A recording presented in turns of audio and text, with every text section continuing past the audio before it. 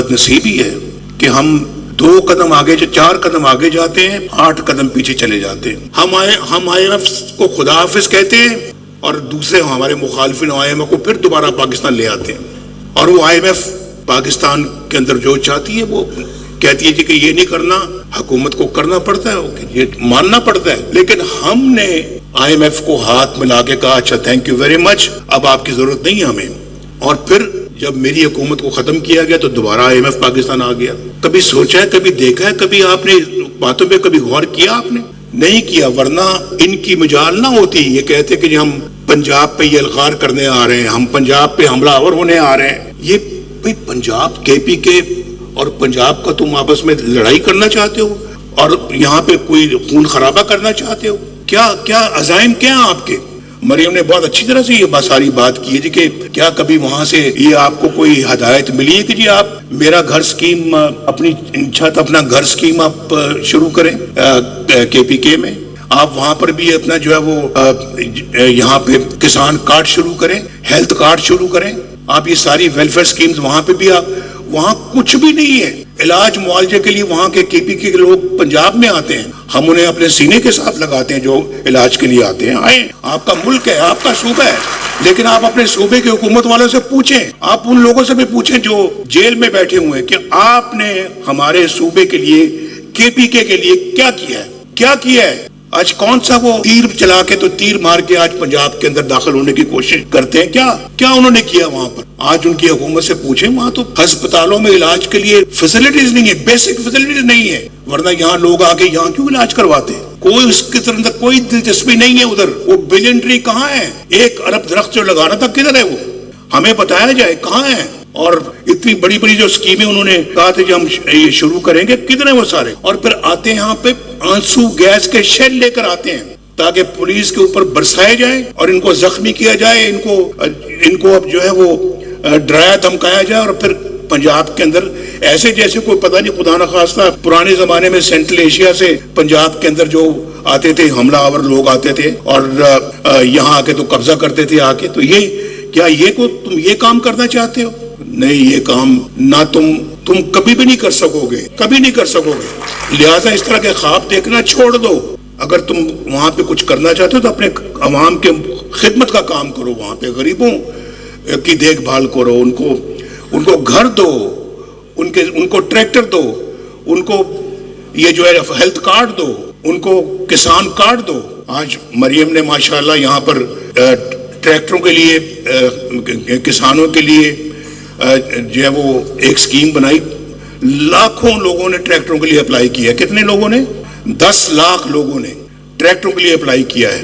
और फिर ये जो मेरा घर स्कीम के लिए 5 लाख लोगों ने जो है वो अप्लाई किया है।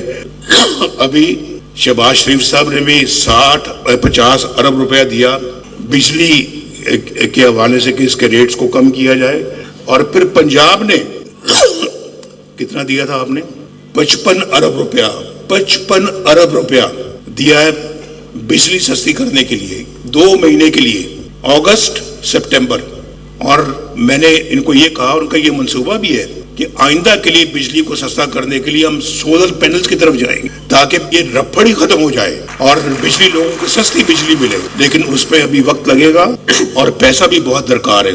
तो वो बहुत एक बड़ा मंसूबा है। देखिए, अगर ये 50-60 जो अभी बिजली के लिए दिया है, ये अगर उसके लिए ना देना पड़ता, ना दिया जाता, उसके बगैर ही काम चल जाता, तो ये 50-60 अरब रुपया जो है ये इस स्कीम की तरफ चला जाता, इस स्कीम की तरफ या किसान कार्ड की तरफ जाता। और अभी मरियम ने आपको बताया है कि इंशाल्लाह इन 5 सालों में अल्लाह के फजलो करम से ये 5 लाख घर इंशाल्लाह उसके लिए कर्जे देंगे 5 लाख लोगों को।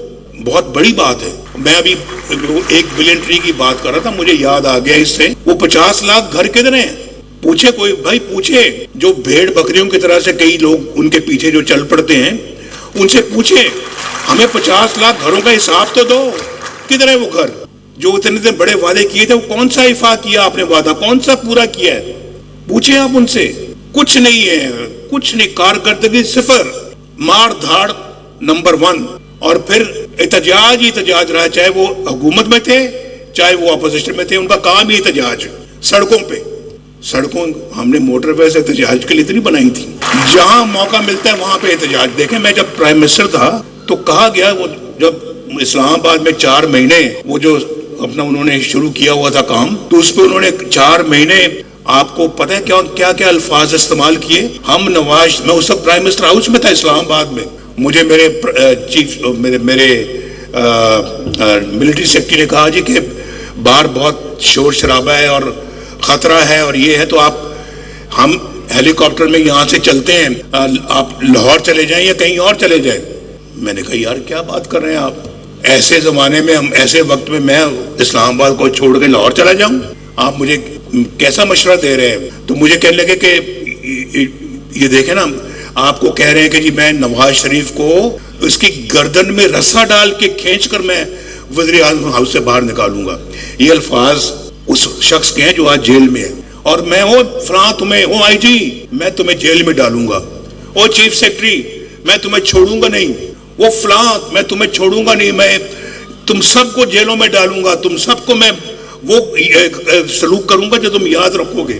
اتنا بڑے بڑے بول مت بولا کرو, عاجزی سیکھو, عاجزی. اللہ تعالیٰ سے معافی مانگو, جو کرو گے پھر بعد میں بھرو گے, اور جیسا کرو گے ویسا بھرو گے. کہتے ہیں نا کہ as you sow shall you reap. اس دنیا میں جو کرو گے سامنے آئے گا, ایک دن سامنے آئے گا. میں تو آج کوئی تقریر کے موڈ میں نہیں تھا, اور آپ جانتے کہ میں آج کل ذرا تقریریں بھی کم کرتا ہوں, لیکن یہ میں بہت ساری چیزیں تو آج گنوا بھی نہیں رہا یہاں پر, لیکن میں آپ کو یہ بتانا چاہتا ہوں کہ یہ جو نا یہ ایسے عناصر کو کہ کچھ سختی کے ساتھ جو نا وہ ڈیل کرنا چاہیے. اور ایک مجھے بتائیں, وہ جو 5 ججوں نے میرے خلاف جو فیصلہ کیا تھا کہ وزیر اعظم کو نکال دو, 25 کروڑ کا ایک وزیر اعظم ہے, اس کو 5 جج بیٹھ کے نکال رہے ہیں, اور کس بنا پہ کہ تم نے اپنے بیٹے سے تنخواہ نہیں لی, اور کتنی تنخواہ 10,000 درہم, تو لہذا تم نے اس کو نہیں لیا, تم نے اس کو اپنے بکس میں شو نہیں کیا, لہذا تمہاری چھٹی, تم فارغ.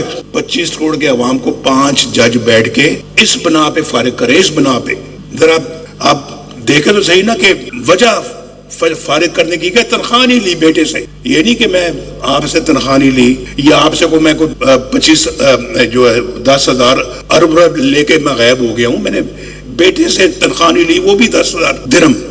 بتائیں کہ کتنا بڑا ظلم ہے. اور پھر جو یہ جو تھے وہاں کے اس زمانے کے چیف جسٹس ثاقب نثار, اس کی آڈیو لیک میرے پاس آج بھی موجود ہے. کہتا ہے کہ ہم نے تو بھائی نواز شریف کو اور مریم کو جیل میں رکھنا ہے اور عمران خان کو لانا ہے.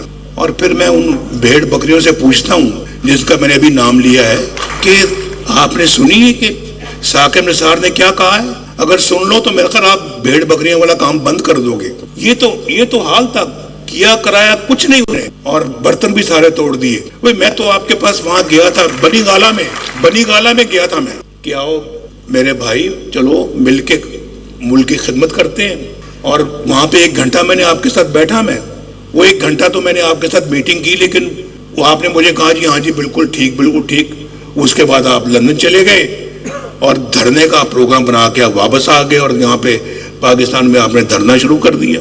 یہ دھرنوں کی سیاست نے آج پاکستان کو یہ دن دکھایا ہے جو میں 75 سال کی ابھی بات کی ہے میں نے. انہی دھرنوں نے اور انہی لوگوں نے, اگر نواز شریف دیکھیں جو ہے وہ پاکستان کے اندر اتنا اچھا کام کر رہا تھا, سستی بجلی, انتہائی سستی تھی بجلی, گیس سستی تھی, 10 روپے کلو سبزیاں ملتی تھیں, گھی سستا تھا, چینی سستی تھی, گوشت سستا تھا, غریب آدمی کا گزارا ہوتا تھا, پیسے مہینے کے بعد بچ بھی جاتے تھے, اور ملک ترقی کر رہا تھا. پاکستان کی مثال دنیا بھر کے لوگ دیتے تھے کہ اتنی ترقی کر رہا ہے, تو پھر مجھے نکالنے کی کیا ضرورت تھی؟ بھائی بتاؤ, یہ پاکستانی عوام صاحب, یہ آپ کا بھی اس میں قصور ہے, آپ بھی ذمہ دار ہیں. میں آپ یہ نہ سمجھیں کہ آپ ذمہ دار نہیں ہیں, آپ بھی برابر کے ذمہ دار ہیں. آپ نے کبھی پوچھا کہ اتنے اچھا کام ہو رہے تھے؟ مجھے بتاؤ کہ اس وقت مہنگائی کا کوئی نام و نشان تھا جب نواز شریف وزیر اعظم تھا؟ تو پھر کیوں نکالا اس کو؟ اس کے بعد پھر آپ آج یہ دن آیا کہ آج وہ 1500 روپے کے جو ماہانہ بجلی کے بل ہوتے تھے آج 20 ہزار روپے کے ہو گئے. کبھی پوچھا اپنے آپ سے؟ پوچھا کبھی آپ نے؟ نہیں پوچھا. بس اسی بات کا افسوس ہے کہ اگر آپ ان چیزوں کا نوٹس نہیں لیں گے تو پھر پاکستان کے حالات خدا نہ خواستہ اسی طرح کے رہیں گے. وہ جج فیصلہ دے کے کہاں چلے گئے ہیں؟ پوچھا کبھی کسی نے ان کو؟ کیا ذرا آؤ بھی بیٹھو یہاں پہ، آپ بتائیں کہ آپ نے ایک منتخب وزیر اعظم کو 25 کروڑ کے عوام کے وزیر اعظم کو آپ نے کیسے نکال دیا؟ کیسے نکال دیا؟ اور اس ٹیکس پہ نکالا کہ اس نے بیٹے سے تنخواہ وصول نہیں کی. خوددار قومیں جو ہوتی ہیں، غیرت مند قومیں جو ہوتی ہیں، وہ یہ سوالات پوچھتی بھی ہیں، ان کے جوابات حاصل کر کے رہتی ہیں. تھوڑا سا اس بات کا مجھے افسوس ہے اور افسوس رہے گا اور رہنا بھی چاہیے.